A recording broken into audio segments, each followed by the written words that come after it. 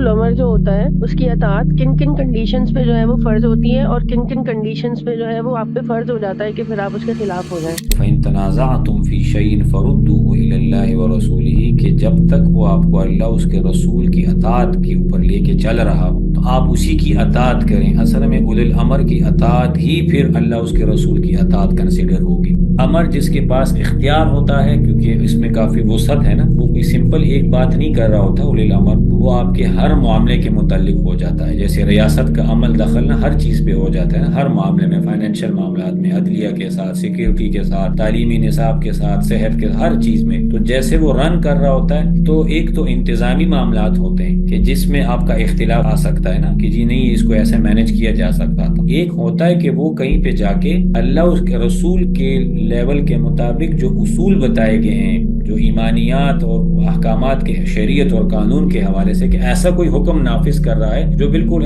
قرآن میں واضح طور پہ بتایا گیا ہے کہ جی یہ کام ایسے کرنا ہے یا نہیں کرنا، اس میں ان کی اطاعت جو ہے وہ آپ کے اوپر لازم نہیں ہے۔